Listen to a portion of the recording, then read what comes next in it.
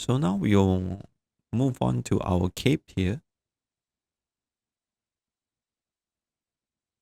So when come to this cape, or you can treat it as a scarf or anything, but somehow when come to this kind of like complicated material, right, you need to consider about the folding in a more simple way. So imagine when you're trying.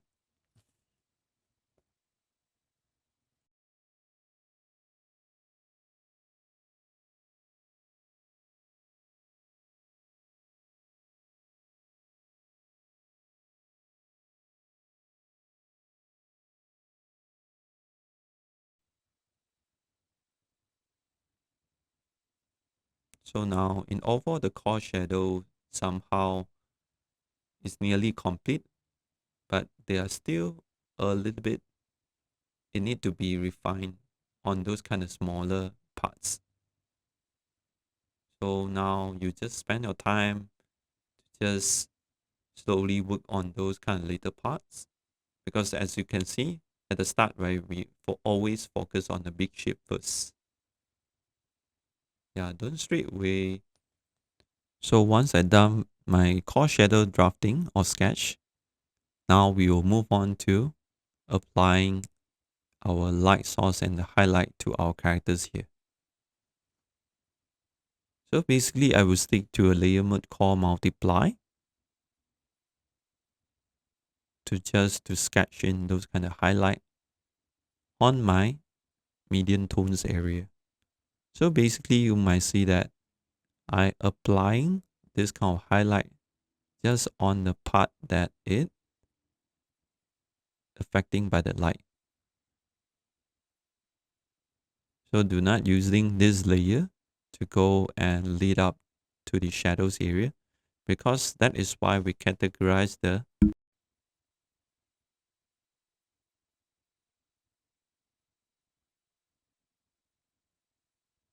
Okay, since we almost there, can do some final checkup here on and off to check whenever how the before and afters.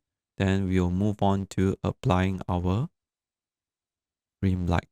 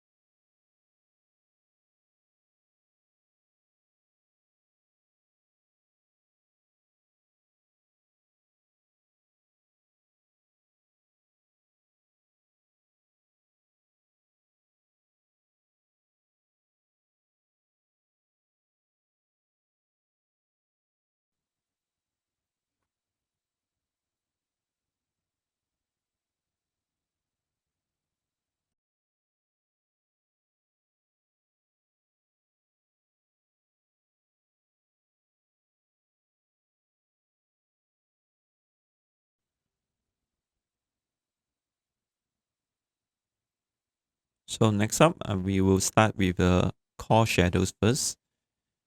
I will open up a new layer just to work on my shadows. And then I will be using a brush called Hard Kelly. It's a solid brush.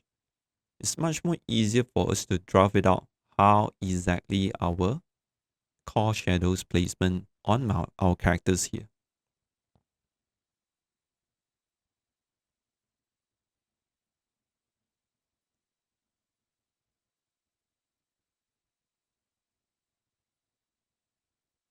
And then remember to change the layer mode to multiply layer. Because multiply layer, right, is easier for us to do the core shadows placements or sketch. So basically you might see that I'm using a colors like some purplish gray to draft out our core shadows. So basically you will stick to a more simplified tone first. No need to blend any of the shadows, or no need to blend much of colors on here on this step. Basically just focus on drafting out the core shadows. So you might see that all the brushstroke that I create will be quite solid. So it's kind of like a cartoons, the manga, or those kind of simplified animations that you watch, right? They're drafting out their shadows, right, in a more simple tone. So imagine that we are doing the same thing on our characters here.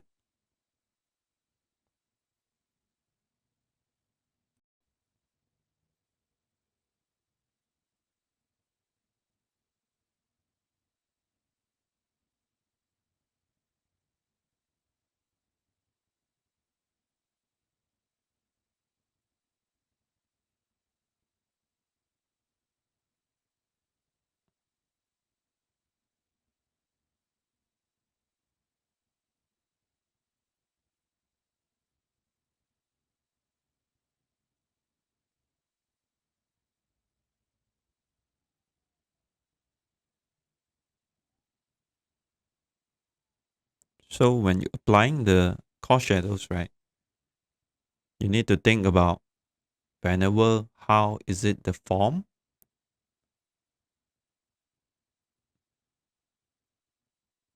Because currently, even though we are just doing some simple shadows placement, right, we need to consider whenever what kind of core shadow shapes that it might be created on top on this form.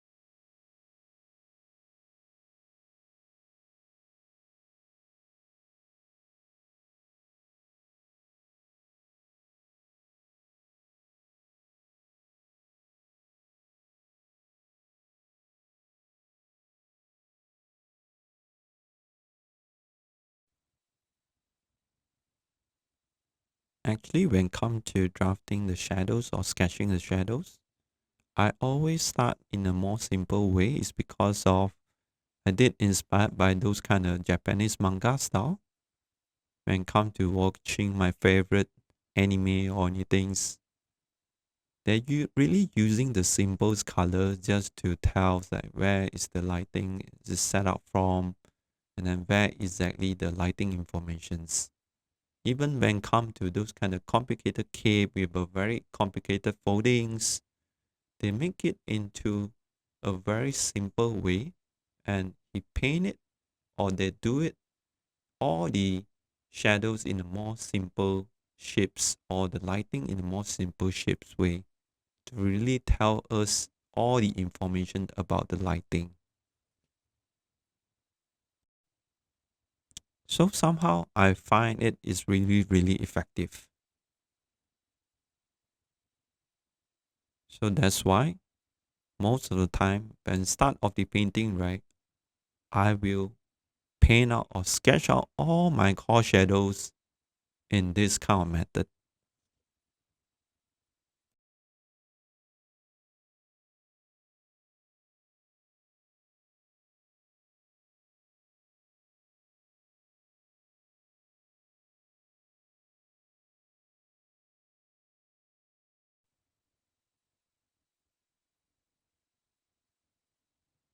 Somehow you will find it painting the right shapes for the core shadows is kind of like taking a little bit of time.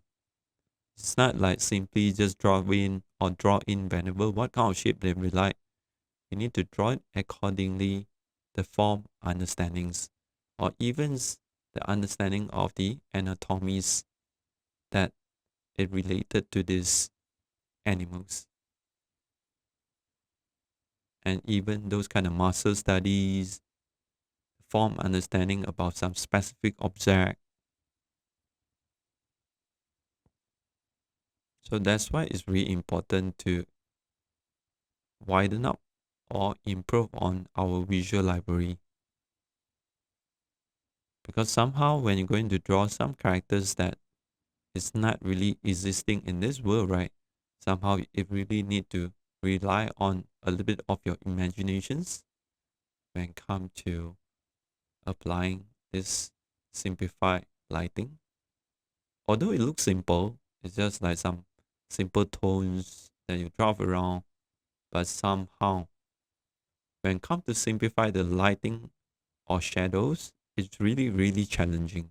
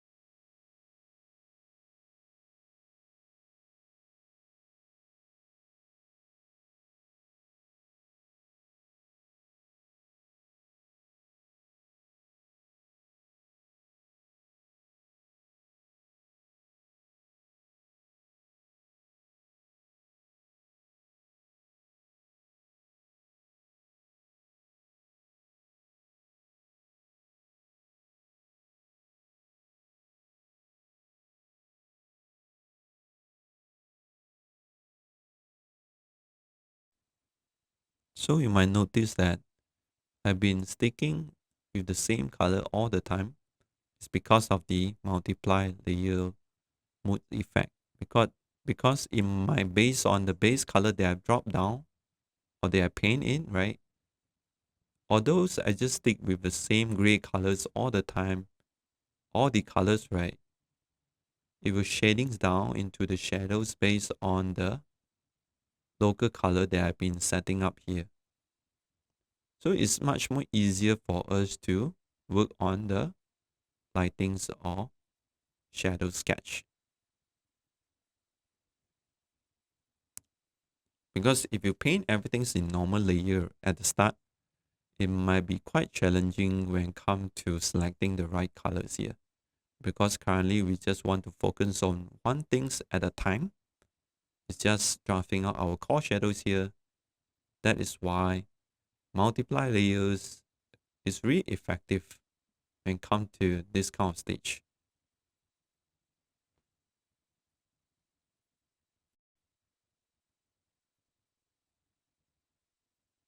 So now in overall the core shadow somehow is nearly complete, but they are still a little bit, it need to be refined on those kind of smaller parts.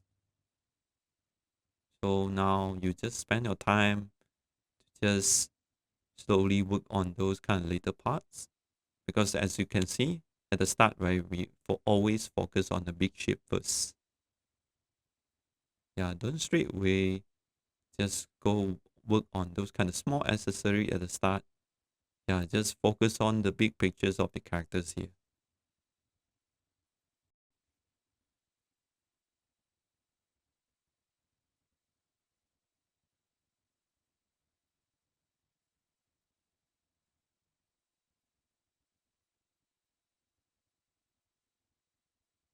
So you might see that I will back and forth touch up the previous part that I've been paint, because somehow I might spot some of the mistake being done around there.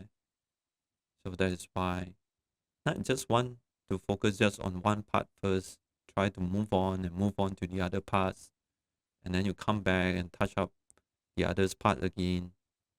Because if you just focus on one part, right, somehow it will make you lost the focus. Not only just lost the focus, right? Somehow you just like overly focus on one part, right? You've been forgotten about the big pictures of the characters here. So that's just why move on part to part just to like work on it. Every part's like a little bit by a little bit, then come back and zoom out to check it out. How is it the big pictures? Like the whole character is going on. Then you zoom in and then go and slowly touch up those kind of part that you feel weird.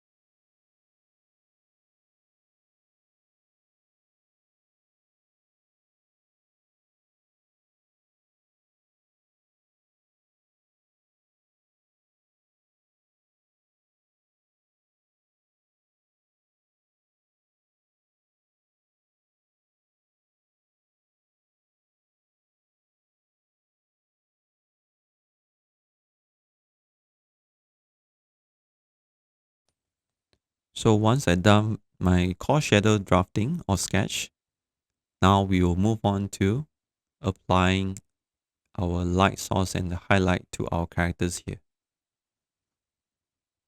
So basically I will stick to a layer mode called multiply to sketch in those kind of highlight on my medium tones area. So basically you might see that I applying this kind of highlight just on the part that it affecting by the light. So do not using this layer to go and lead up to the shadows area, because that is why we categorize the core shadows and then with the medium tones here. So basically just a quick draft.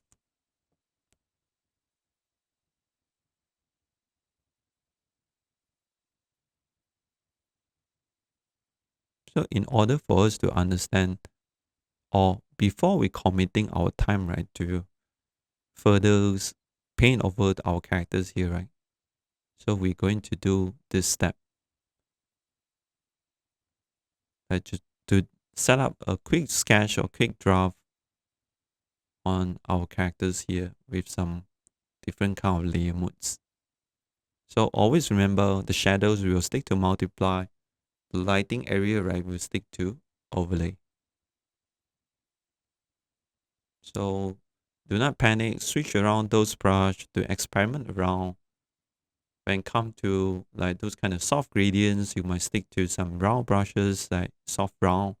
Then when it come to the some more details part, you can stick to a 19 pens.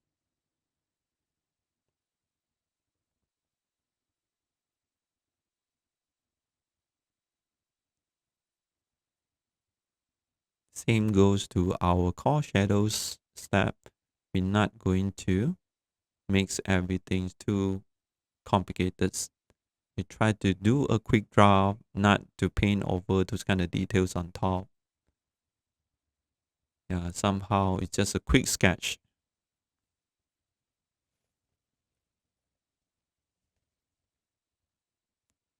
So we almost there to finish up our highlight here. So you can go and check around on and off to see how whether the effects. Then next up, we will be applying the reflected light to our shadows area here. So basically when it comes to reflected light, right, I also will stick with my overlay layer mode by selecting a cool colors. You just blend in a little bit of this reflected light from the main light source here to my character shadows area, because I don't want to mix my shadows too boring. So that is why I applying these cool colors reflected to the shadows area.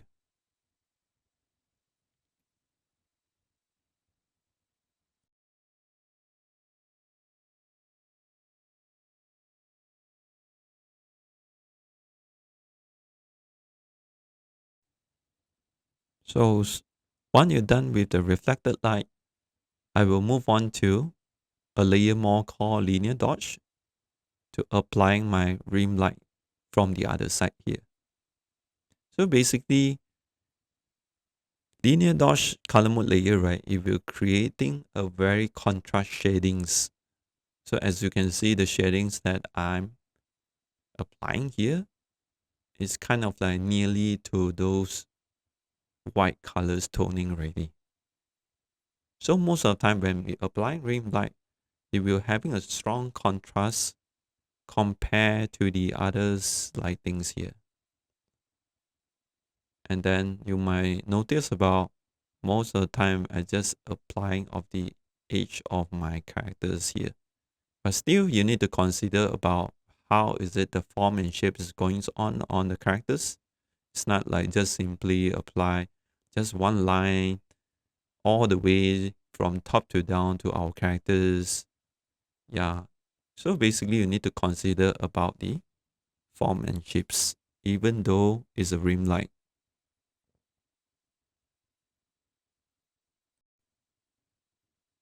So you might notice that when I apply my rim light, I apply a very warm colors here. So in order for us to create a colors contrast.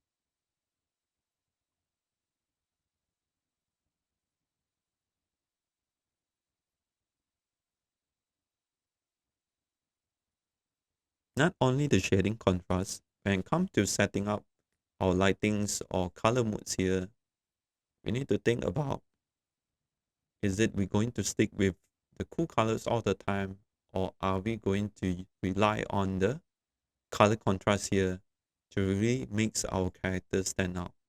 So not only about the shadings, but somehow, as I mentioned just now, when you're applying the lighting setup or when you're planning the lighting setup, you need to consider about the cool and warm colors contrast as well.